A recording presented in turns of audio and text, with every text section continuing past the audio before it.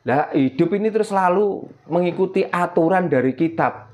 Lah kita butuh makan, kita itu butuh berkeluarga dengan damai, kita butuh bersosialisasi dengan warga. Nah kalau ini terus selalu dihalang-halangi dengan ketentuan kitab itu, terus kita itu menjadi apa?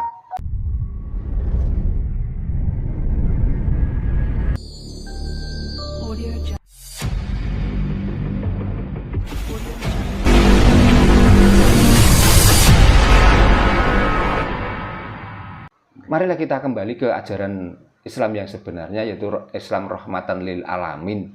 Yang kita itu mempunyai tata krama sopan santun, andap asor, asio marang sepodo-podo. Tidak harus satu kelompok yang kita asih, tapi alam ini loh. Cobalah diajarkan sesuai dengan syariat Islam yang sebenarnya, supaya kita itu kembali pada zaman-zaman terdahulu, zaman yang penuh dengan kasih sayang. Kita tidak ada perbedaan, kita saling asah, asih, dan asuh.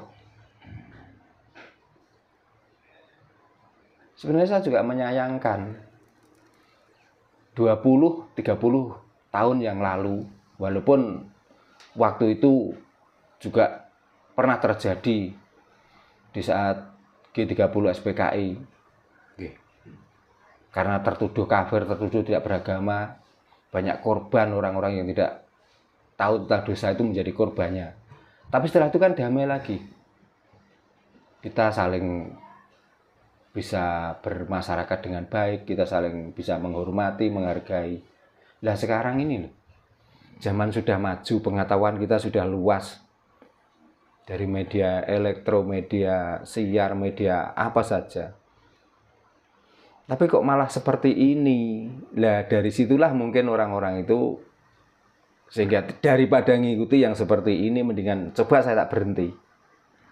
Bukan artinya itu lari dari ajaran itu, tapi kepengen menyelami sebenarnya apa toh maksud dari ajaran yang selama ini diikuti dan yang selama ini diyakini. Itu mungkin. Saya tidak memastikan, tapi mungkin seperti itu. Maka orang itu banyak sekarang yang ateis, agnostik dan lain sebagainya. Karena banyak orang yang datang ke sini, ternyata saya tanya latar belakangnya juga orang yang sudah agamis awalnya. Gitu loh. Ya karena kebingungan itu. Dia itu sudah bingung mana yang akan menjadi panutan. Kalau panutan dengan kitab, nyatanya disalahkan dari kitab yang lain. Berdasarkan belajar kitab yang lain, ada muncul kitab baru lagi yang juga mengeluarkan aturan. Karena akhirnya bingung. Lah hidup ini terus selalu mengikuti aturan dari kitab. Lah kita butuh makan, kita itu butuh berkeluarga dengan damai, kita butuh bersosialisasi dengan warga. Lah kalau ini terus selalu dihalang-halangi dengan ketentuan kitab itu, terus kita itu menjadi apa? Apakah kita itu milih jadi robot? Tinggal mana yang pegang remote-nya, disuruh kemana ya kita berangkat, apakah seperti itu? Lah kita itu punya rasa. Jadi dari rasa itulah yang membuat orang itu dengan sendirinya berubah. Maka sekali lagi, walaupun saya ngomong di YouTube seperti ini, saya tidak pernah memaksa orang harus belajar atau mengikuti saya. Ini pedoman saya sendiri. Kebetulan yang saya ungkapkan adalah perasaan saya yang selama ini mungkin leluhur-leluhur saya atau bapak-bapak saya waktu itu sulit untuk menyampaikan keluhan itu. Lah sekarang sudah ada media.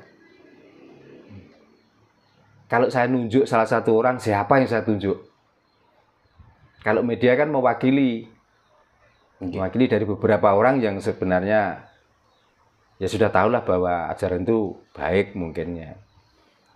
Tapi waktu itu kan terbatas cara mempelajari dan cara mendapatkan informasi itu. Ya. Tapi di samping itu juga ada orang-orang yang tidak terima dengan apa yang saya sampaikan. Maka diklaimlah saya itu sesat. Diklaimlah saya tidak beragama. Tidak mempunyai Tuhan. Monggo, saya berterima kasih malahan. Gitu loh. Jadi nggak usah itulah, nggak usah lah, untuk apalah mengotori pikiran kita sendiri. Makanya kalau sudah merasa benar, pertahankan kebenaran itu, dan kalau tidak cocok nggak usah dilihat, malah ngotor-ngotori pikiran, malah membuat kita itu marah. Gitu loh. Orang mengatakan bahwa orang yang ikut paham ateis, agnostik itu tidak bertuhan. Nah, sepakat nggak Pak Darno ketika ada orang mengatakan seperti itu? Orang yang tidak pernah tahu tentang dunia, orang-orang pedalaman, tanpa diajari pun, dia menunjukkan bahwa dia adalah bertuhan. Contoh kecil, di saat dia mempunyai hajat, di saat dia mempunyai keinginan dan permintaan, dia datang di pohon-pohon, membakar kemenyan dan lain sebagainya. Apakah itu orang nggak bertuhan? Berarti kan dia yakin, dia hidup ini ada yang menghidupi. Betul. Iya, Pak. Maka karena menemui orang yang menghidupi atau Tuhan yang menghidupi mereka kesulitan, maka diwakilkanlah kehidupan selain manusia. Contohnya, pohon besar. Pohon besar ini kalau nggak ciptaan yang maha, nggak mungkin. Sekuat apapun kita itu menanam pohon dan dipupuk dan lain sebagainya. Kalau nggak dikehendaki oleh alam atau yang maha itu nggak mungkin bisa besar. Gunung dengan tumpukan batu dan tanah. Kita yang berakal, kita yang mempunyai keahlian menumpuk batu dan tanah, sudah dicampur semen. Dikala ada eliminasi alam, hujan, banjir dan lain sebagainya, hancur. Tapi karena gunung ini adalah ciptaan yang maha, yang dimaksud Tuhan itu, ada gempuran badai, gempuran banjir, ada gemburan puting beliung. Kalau nggak terlalu besar kesalahan manusia yang di sekelilingnya, pernah ada yang longsor? Longsor itu kan kesalahan kita sendiri, yang kita sebenarnya tidak bisa membaca alam itu. Nama orang yang tidak pernah mengenal agama, nggak pernah mengenal kapitayan, nggak pernah mendapatkan ajaran-ajaran tentang ketuhanan, dia sudah terketuk hatinya untuk datang ke gunung itu kok. Tanpa harus disuruh. Tanpa harus disuruh kok. Ke orang ateis dikatakan tidak bertuhan, kan cara memandangnya yang dimaksud Tuhan itu ya Tuhan yang sesuai yang disembah toh. Kan cuman itu. Tapi di dalam hati, di dalam rasa manusia, tidak ada manusia yang tidak bertuhan. Semuanya bertuhan. Gitu. Kalaupun dia itu tidak mengenal Tuhan namanya siapa, orang yang tidak beragama sama sekali, di saat dia kesandung atau jatuh, tanpa disadari dia nggak menyebut namanya sendiri, apalagi orang Jawa, sebutan yang keluar dari mulut mereka, aduh biung, menandakan bahwa dia ada karena adanya ibu. Karena merasa dari ibu itulah Tuhan. Terus di mana letaknya orang yang tidak bertuhan? Coba. Tanpa kita ucapkan, tanpa kita realisasikan dengan menganggap bertuhan, orang-orang menanam jagung coba.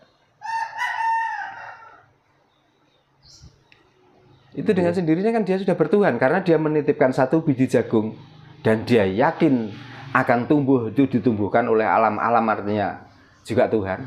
Nanti ini dengan satu biji akan tumbuh ratusan biji. Walaupun dia tidak bertuhan. Nanti di saat panenmu akeh Kang. Ya kersane Gusti. Aku iki mek ngemes karo ngrumat wae. Nah, apakah orang-orang yang seperti itu orang yang sudah dapat pencerahan tentang ilmu Tuhan dan lain sebagainya? Kan enggak. Ateis itu kan label toh. Label orang yang tidak sepaham dan tidak sejalan dengan orang-orang yang menganggap dirinya bertuhan. Cuma itu. Tanpa diajari itu seperti itu, di saat orang itu kena musibah dan mendapatkan anugerah, dia juga nyebutnya kalau sakit, duh Gusti. Kalau dia mendapatkan sesuatu. Kalau orang Jawa ya rahayu sagung dumadi, rahayu sagung tumitah, rahayu ingkang pinanggih. Dengan sendiri diucapkan nggak diucapkan di hatinya seperti itu. Niki peparinge Gusti. Coba.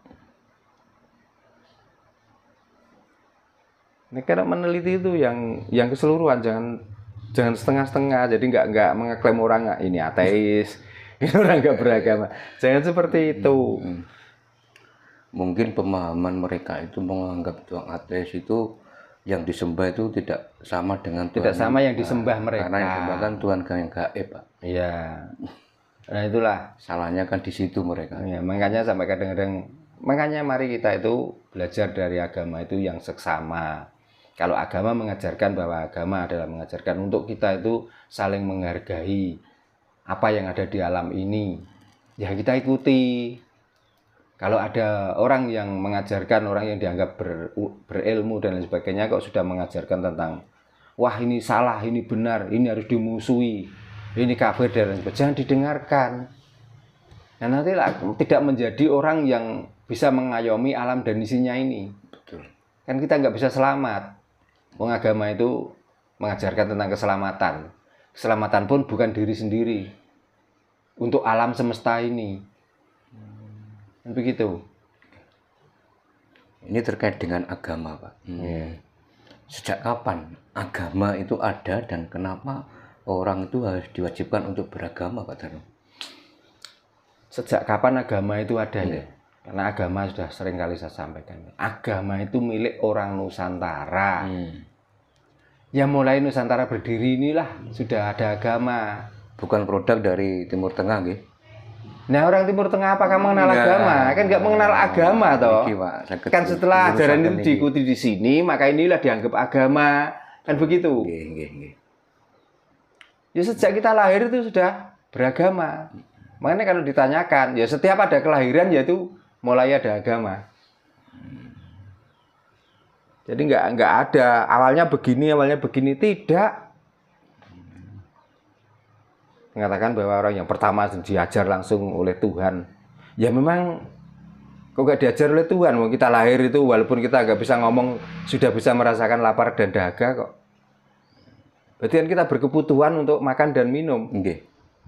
Artinya kan langsung diajarkan oleh kebutuhan itu, diajarkan oleh Tuhan itu.